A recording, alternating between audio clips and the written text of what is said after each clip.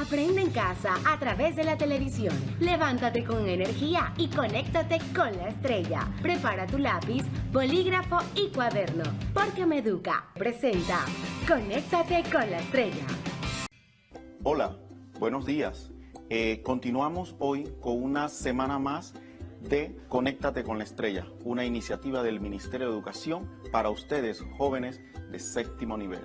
Yo soy el profesor Juan Carlos Menacho y en los próximos 40 minutos estaremos hablando en la materia de historia sobre el periodo hispánico o colonial de nuestra República de Panamá.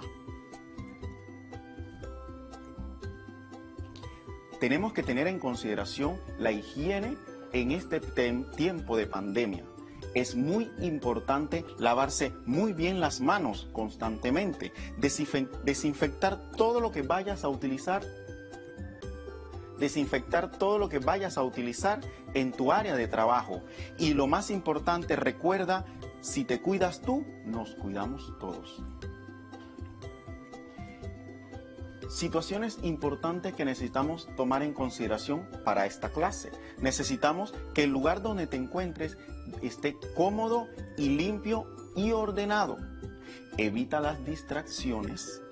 El cuaderno de apuntes tiene que ser importante dentro de tu entorno de trabajo y tener un bolígrafo y lápiz a mano. Necesitaré que estés muy atento a todas las instrucciones que se te van a dar en este espacio. Nuestra frase célebre del día de hoy: no basta con querer, debes preguntarte a ti mismo qué vas a hacer para conseguir lo que quieres. Frank D. Roosevelt. El objetivo de nuestra clase es: seremos capaces de describir las exploraciones realizadas por los españoles en el Istmo de Panamá y las consecuencias del encuentro cultural entre los grupos indígenas de Panamá.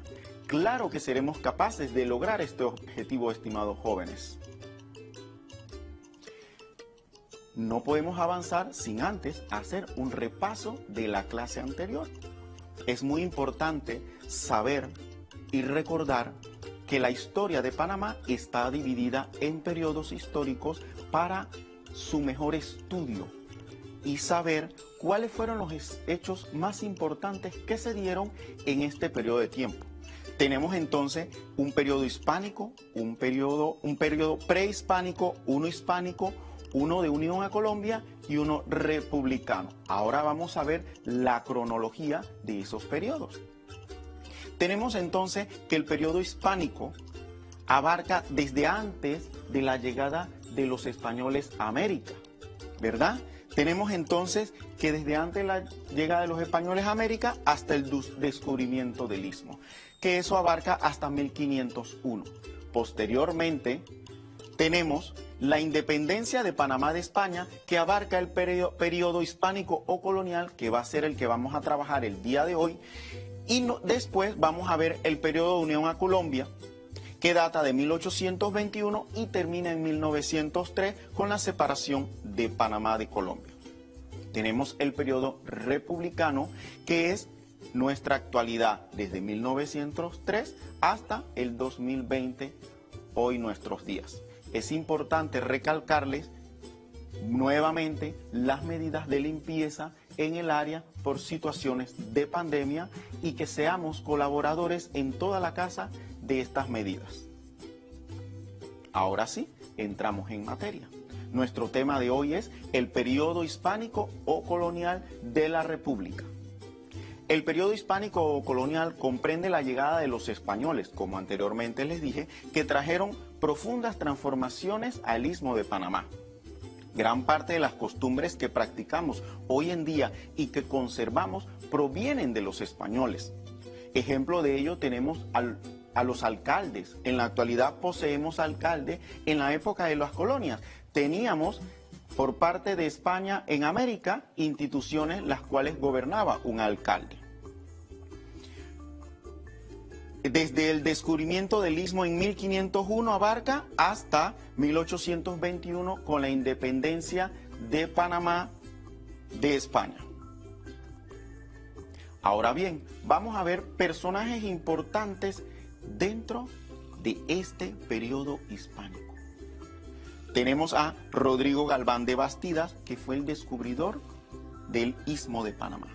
Tenemos a Cristóbal Colón, un navegante que recorre las costas norte de Panamá en 1502. Y tenemos a Vasco Núñez de Balboa, el descubridor del Mar del Sur en 1503. Ahora vamos a ir detallando uno a uno esos personajes de la historia para ver cómo encajan en nuestro engranaje histórico. Rodrigo Galván de Bastidas nació en Sevilla en 1465 y muere en Santiago de Cuba en 1527. Decidido a dejar su antiguo oficio de escribano para dedicarse a probar fortuna en los mares, Bastidas había obtenido permiso del rey para venir a América bajo algunas condiciones. Veamos cuáles fueron esas condiciones. Primera condición: descubrir nuevas tierras no visitadas por Colón, ni que fueran parte de Portugal. Segunda condición: obtener oro, plata, perlas, cobre y esclavos. La cuarta condición: inicia su recorrido después del Cabo de Vela en Colombia. Y la otra orden era precisa: no visitar Santo Domingo. Ahora vamos a ver las exploraciones que hizo Bastidas, ¿verdad? Tenemos que él recorre toda la costa desde Venezuela, pasa por Colombia y ese mismo año llega al Istmo de Panamá y llega hasta Punta Manzanillo cruzando por San Blas. Veamos Cristóbal Colón. Cristóbal Colón, cuando hablamos de descubrimiento de América, se nos viene a la mente ideas de Cristóbal Colón, de españoles y otros europeos que llegaron a América. Sin embargo, también hay que tomar en consideración que los vikingos históricamente fueron los primeros en llegar en América. Ellos fueron excelentes navegantes, llegaron a Islandia, luego en el siglo X y XI pasaron a Groenlandia y a las costas del este de Canadá. Es muy importante que tomes apuntes de los hechos más importantes, porque al final de la clase tendremos algunos retos, el cual podrás ir resolviendo. El primer viaje de Cristóbal Colón, que va desde 1492 a 1493. En este primer viaje, después de cruzar todo el océano Atlántico, el 12 de octubre de 1492, Colón llega a la isla de Guananí y a las Bahamas. Luego pasa por Cuba y Santo Domingo. Aquí construyó el fortín llamado Navidad y regresó a España creyendo haber llegado al Asia. Segundo viaje. Este segundo viaje solo se da en el año 1496. Cristóbal Colón llega a las pequeñas Antillas, Puerto Rico.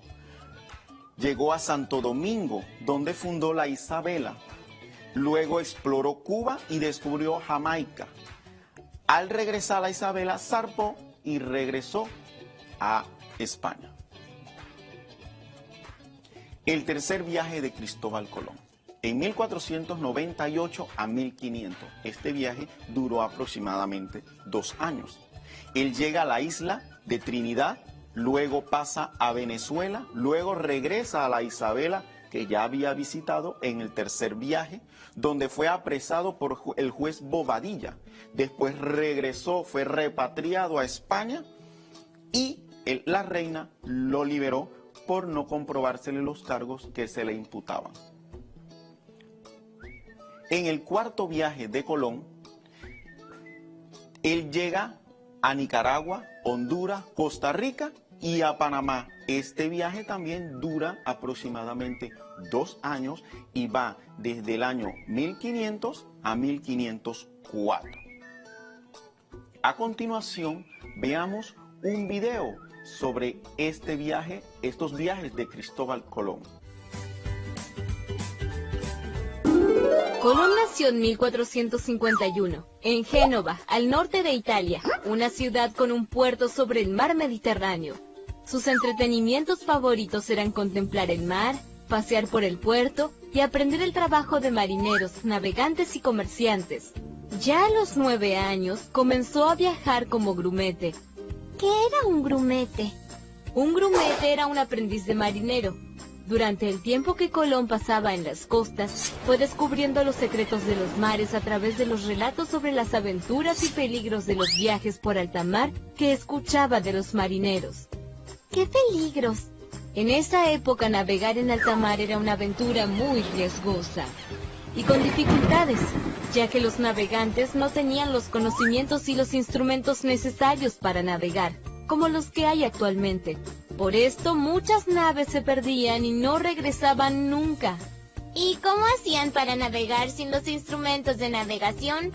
Trataban de navegar cerca de las costas y se orientaban observando la posición del sol y de las estrellas. ¿Qué aprendió Colón cuando era grumete? Aprendió cómo sería navegar durante la noche, qué hacer en medio de una tormenta y orientarse si se perdían. Cuando Colón era adulto, ya había varios adelantos científicos y técnicos que le permitieron aventurarse al mar. Por ejemplo, las cartas marinas y los mapas. Además, se había generalizado el uso de la brújula y el astrolabio. ¿Y qué otros adelantos había?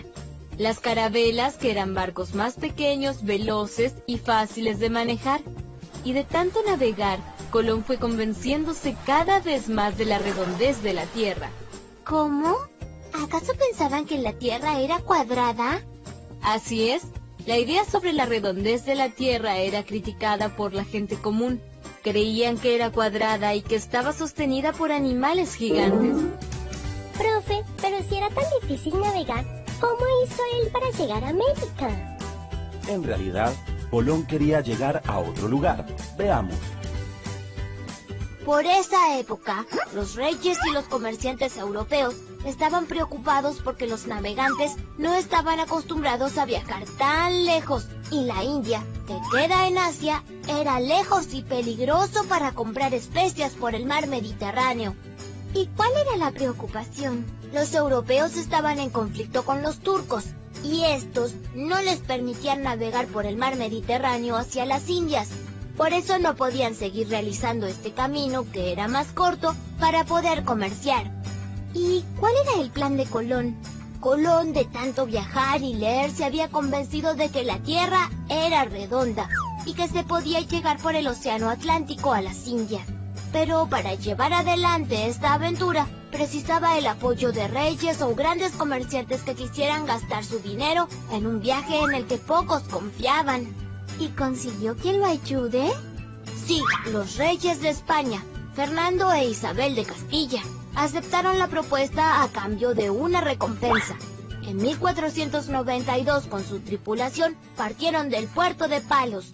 Primero llegó a las Bahamas, pero él estaba creído que había llegado a la China. Por eso siguió navegando para llegar a las Indias, pero llegaron a otra isla que se encuentra en el Mar Caribe. Observa el mapa a donde llegó Colón sin saberlo. ¡Llegó a América! ¡Claro! Mucho tiempo después se dieron cuenta que Colón había llegado a tierras desconocidas. Con el tiempo, las llamaron América. Excelente que les haya gustado el video. ¿Ves? Cristóbal Colón empieza desde ser un pequeño niño de 12 años a navegar en los grandes mares y a aprender un poco más sobre la vida marina. Y se dan cuenta que más adelante esos conocimientos que obtuvo Cristóbal Colón les sirven para hacer grandes descubrimientos. Ahora bien, vamos a ver la ruta que hizo Cristóbal Colón en esos 4 viajes. Dice aquí, Cristóbal Colón recorre todo el litoral de Centroamérica, desde Honduras hasta el Cabo Tiburón en Panamá. Él hace todo este recorrido. Bien, continuamos ahora con Vasco Núñez de Balboa. Vasco Núñez de Balboa nació en Jerez de los Caballeros, en Badajoz, España, en el año 1475 y murió en Acla, la actual Panamá, el 15 de enero de 1519. A continuación, veamos un video de ese viaje de Vasco Núñez de Balboa. Vasco Núñez de Balboa y el avistamiento del Mar del Sur. Chabelito, el señor que está en esa estatua, ¿quién es? Ese Titi es Vasco Núñez de Balboa, llamado también el descubridor del Mar del Sur. ¿En serio, Chabelito? ¿Pero quién era él? ¿Qué fue lo que hizo? Para poder contestar esas preguntas, debemos remontarnos al año 1508, cuando el rey Fernando el Católico dividió tierra firme para la conquista. El territorio desde el Cabo de Gracias a Dios hasta el Golfo de Urabá, denominado Castilla de Oro, será para Diego de Nicueza, y desde el Golfo de Urabá hasta el Cabo de la Vela, denominado Nueva Andalucía, será para Alonso de Ojeda. El límite entre ambos será el río Atrato. Alonso de Ojeda partió desde Santo Domingo. Al llegar, fundó la colonia de San Sebastián de Urabá. Los indígenas eran muy agresivos y derrotaron a los españoles. Ojeda, gravemente herido y muy enfermo, decide volver a Santo Domingo por ayuda y deja encargado de Nueva Andalucía al soldado Francisco Pizarro. Volveré con refuerzos, Pizarro. Pero Ojeda murió en el camino. Sale entonces de Santo Domingo Martín Fernández de Enciso. Mientras iba en alta mar, Enciso descubre un polizón en un barril de su nave. Su nombre era Vasco Núñez de Balboa. ¿Qué es un polizón, Chabelito? Un polizón es una persona que se embarca escondida en una nave. En 1500, Balboa había visitado las costas de Panamá junto a Rodrigo de Bastidas y se había establecido en Santo Domingo.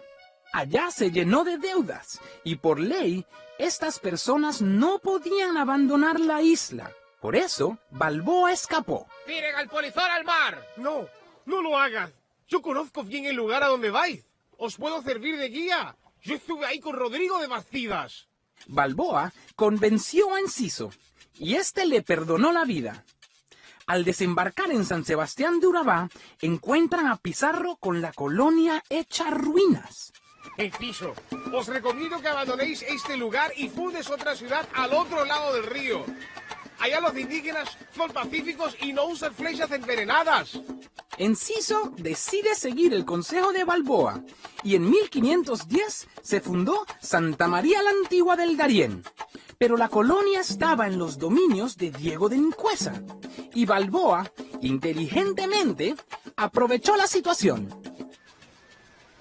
Martín Fernández de Enciso, os acuso de haber violado los dominios de Diego de Nicueza.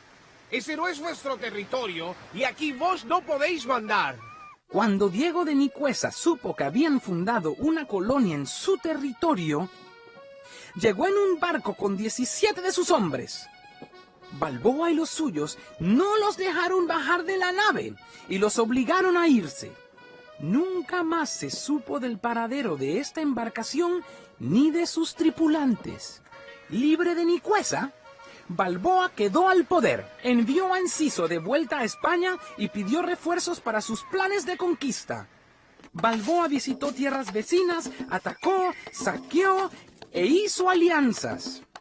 Se hizo amigo del jefe indio Careta.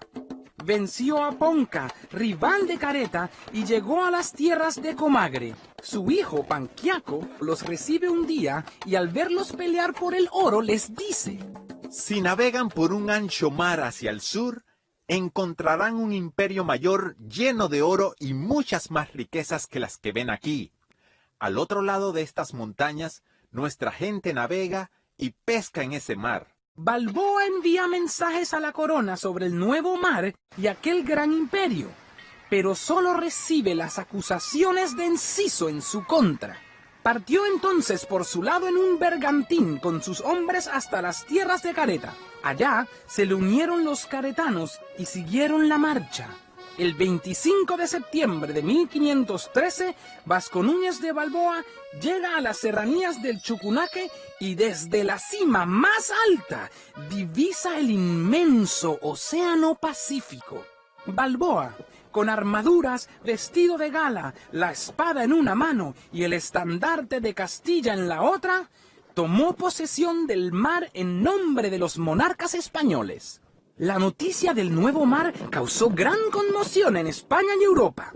Pedrarias Dávila fue enviado como gobernador de Castilla de Oro y a Balboa le fue reconocido el título de adelantado del Mar del Sur y gobernador de las provincias de Panamá y Coiba. Pedrarias era un hombre cruel. Mató y le arrebató el oro a muchos indígenas. Todas las tribus sufrieron el peso de su poder. En 1515 fundó la ciudad de Acla, que significa huesos humanos. Balboa anhelaba ir al Perú para tomarse las riquezas y glorias del imperio inca, e hizo exploraciones en el archipiélago de las Perlas y el sur del Darién. Pedrarias lo acusó de traidor por tratar de crear un gobierno aparte en el Mar del Sur. Balboa negó las acusaciones, pero fue juzgado, declarado culpable y condenado a pena de muerte. Fue decapitado en Acla el 15 de enero de 1519. ¡Qué fuerte esa historia, Chabelito! ¡Sí! ¡Y triste! Es cierto. Ese fue el resultado de la avaricia por el oro y el poder que reinó en esa época. Sin embargo, gracias a la noticia que Balboa envió sobre la existencia del Mar del Sur, que hoy en día se conoce como Océano Pacífico, el mundo entero supo que tierra firme era un continente. El mapa mundial al fin estaba completo. Panamá se convirtió en un punto primordial para el comercio y el transporte, y lo sigue siendo hasta nuestros días. Ese es, quizás, el mayor aporte que nos dejó Vasco Núñez de Balboa. Excelente que les haya gustado el video. Ahora vamos a ver la ruta que hizo Balboa en 1513. Él llega aquí por el área del Golfo en Darién y cruza a hacer su avistamiento, ¿cierto? Continuamos. Causas de la expansión. Es importante aclarar que la expansión o la llegada de los europeos a América no era porque ellos venían a pasear ni a tomarse las brisas en la playa. Señores, hubieron causas económicas y necesidades políticas. Vamos a ver las principales causas de esa expansión europea. Tenemos las causas económicas, la búsqueda de llegar al Medio Oriente por otras rutas para conseguir clavos de olor, tela, seda, canela, nuez moscada y más artículos, aparte de esclavos, como le mencioné anteriormente. Las necesidades políticas. Ellos necesitaban consolidar nuevas monarquías. A continuación, veamos un video sobre esas causas que generaron esta situación. 1. Los pueblos andinos perdieron su autonomía política y pasaron a ser un dominio más de España en América. En tal sentido, hubo una reestructuración de los sistemas del poder y surgieron nuevas autoridades como el virrey, corregidores, intendentes, alcaldes, regidores, entre otros. 2. Las enfermedades traídas por los españoles como el tifus, viruela y sarampión, además de las guerras y la explotación, provocaron numerosas muertes en el mundo indígena. 3. España se hizo de grandes riquezas.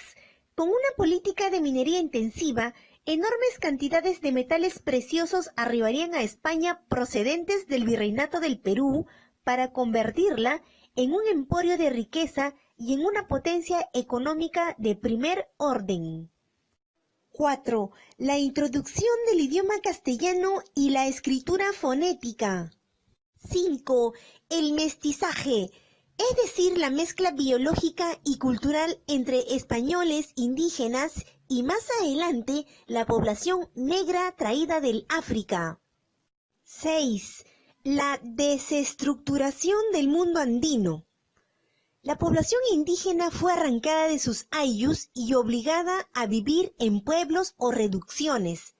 Esto se hacía con la finalidad de evitar su dispersión y mantenerlos concentrados en un solo lugar.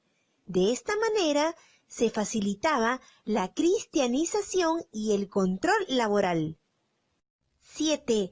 Incorporación de nuevos productos agrícolas como trigo, cebada, arroz, legumbres, animales de crianza como cabras, vacas, cerdos, ovejas, aves, adelantos como el papel, rueda, pólvora, entre otros. 8. Introducción del cristianismo.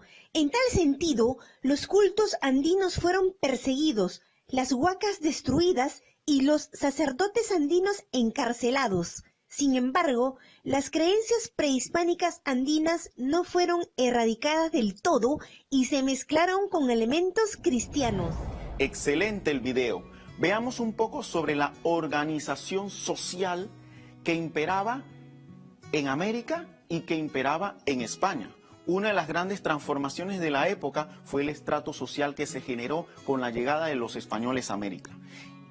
El de más poder eran los españoles y el de menos poder eran los indígenas y los negros. Veamos ahora un video sobre esa jerarquía de poderes que se daba entre España y América.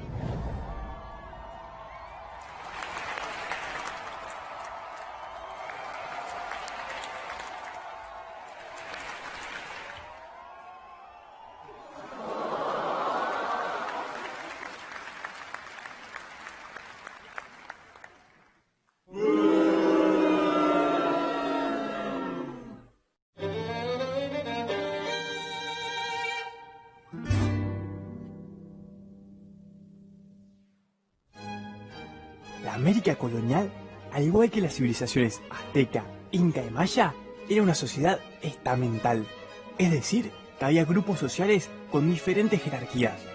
El origen de cada persona determinaba cómo uno era visto por los demás y los derechos que tenía. El sector dominante eran los considerados blancos. Este grupo estaba formado por los españoles nacidos en España, también conocidos como peninsulares, y los descendientes de españoles nacidos en América, a quien se los llamaba criollos. Los pertenecientes a este grupo eran los únicos que podían acceder a cargos políticos, es decir, que eran los que tomaban las decisiones y establecían las normas. También eran los que poseían las riquezas, ya que manejaban el comercio y la minería. Con el tiempo empezaron a acumular tierras, lo que les permitió desarrollar la agricultura y la ganadería. Aunque los criollos pertenecían a este grupo, no podían ocupar los cargos políticos más importantes, lo que generaba que haya una tensión entre ambos grupos. Los indígenas estaban por debajo de los españoles desde un punto de vista legal en la escala social. Sin embargo, existía una división entre los indígenas de los sectores dirigentes, como los caciques y los curacas, y el resto del pueblo. La mayor parte de la población indígena estaba sometida a distintas formas de explotación laboral. Al principio fueron utilizados como sirvientes, mineros y agricultores. Luego se implementó un sistema llamado encomienda, en el que los indígenas eran encomendados a un español y tenían que realizar todas las tareas que él les encomendaba. A cambio, el encomendero, es decir, el español, se comprometía a convertir a los indígenas al catolicismo. En los Andes surgió una forma de explotación particular denominada mita. ¿Les suena? La mita implicaba que grandes grupos aborígenes tuvieran que dejar su pueblo para ir a trabajar en diferentes actividades, en particular la minería. Muchas de las actividades eran muy duras y malas para la salud. Los europeos estaban en la búsqueda de mano de obra que pudiese trabajar en las plantaciones y la minería, ya que luego de su llegada al continente americano, la población de nativos había disminuido drásticamente. Es así que empezaron a comprar esclavos en África y llevarlos para América.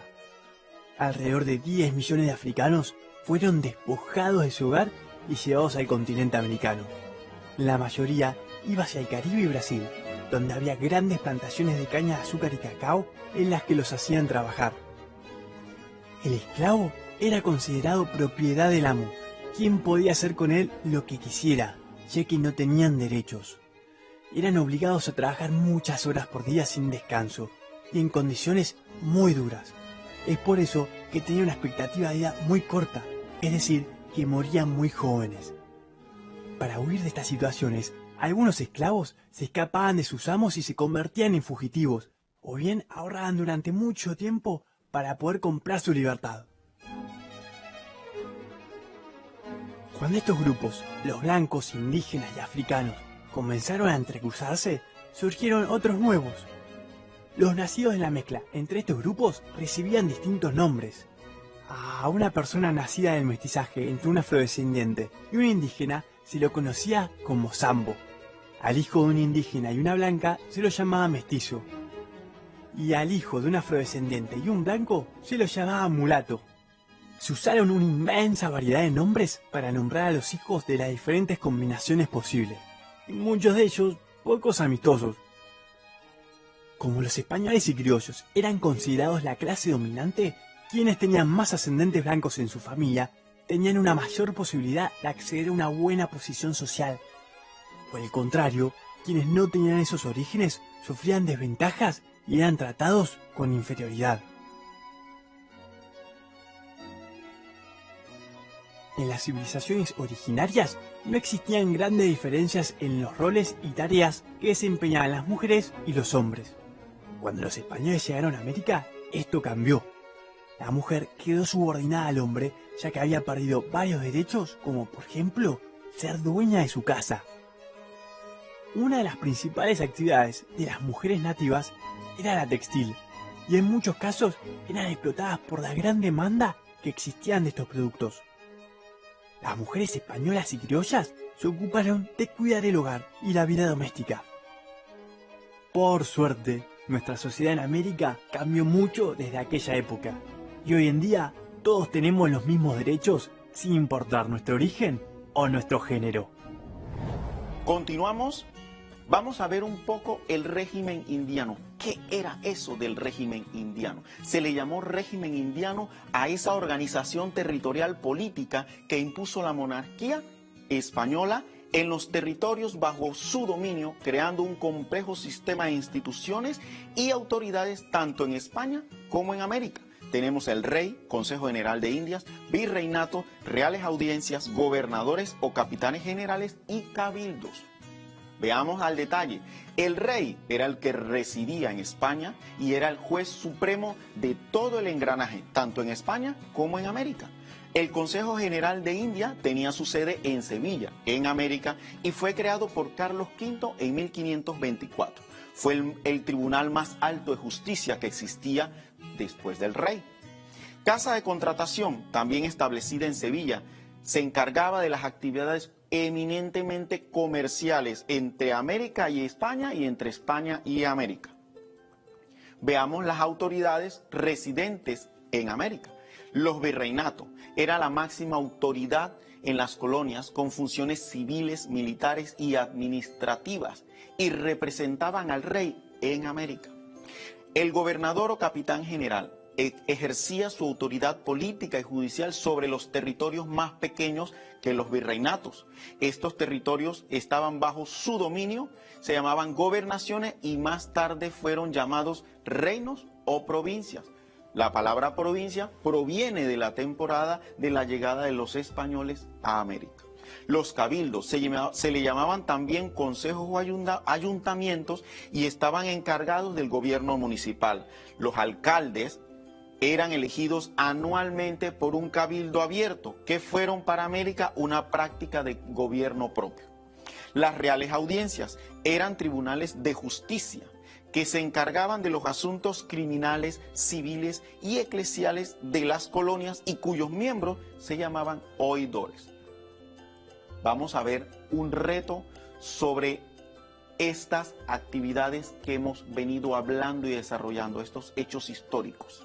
Vamos a responder al concepto cierto con una C y al concepto falso con una F.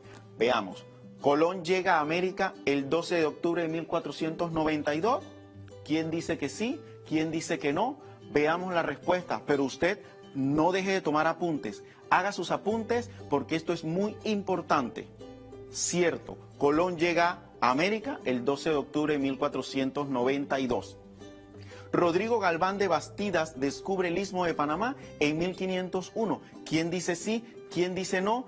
Haga sus apuntes, por favor. Es cierto, Rodrigo Galván de Bastidas llega al Istmo de Panamá. Los indígenas eran la clase social más alta en la época colonial. Si usted hizo sus apuntes, debe saber que eso es totalmente falso. La clase dominante y la clase social más alta era el rey. El intercambio cultural trajo enfermedades al istmo. ¿Quién dice sí? ¿Quién dice no? Cierto, trajo muchas enfermedades al istmo. Vasco Núñez de Balboa es el que descubre el Mar del Sur. Claro que sí, Vasco Núñez de Balboa fue quien descubrió el Mar del Sur.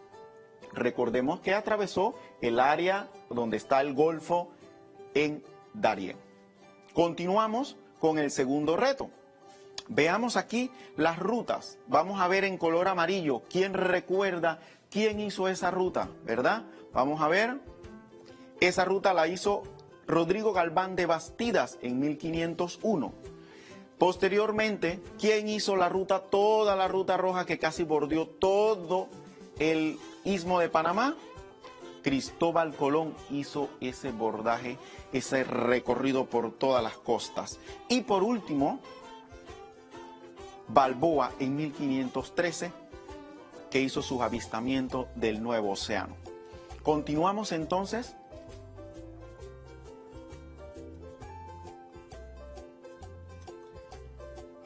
Sé que eres capaz de desarrollar este último reto, pero necesito que lo hagas en casa. Espero que hayas recordado tomar tus apuntes.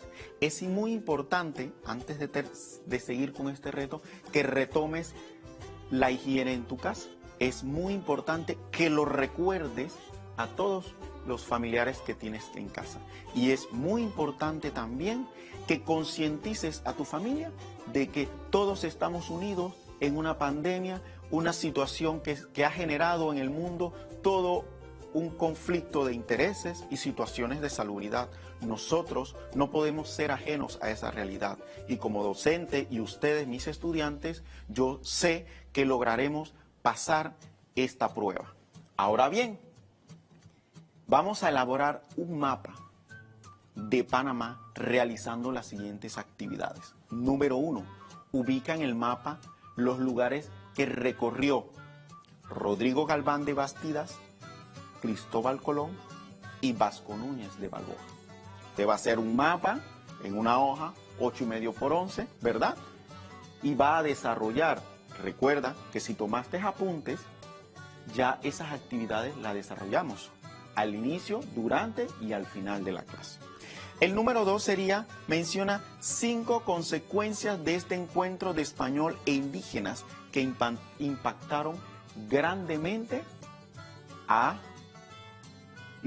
Istmo de Panamá y a América. Recuerda, esta hoja, esta información nos la envías en una foto a la red social @estrellaensegna al terminar esta actividad.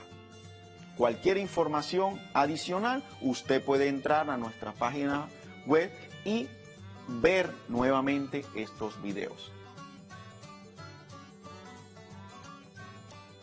La educación no para.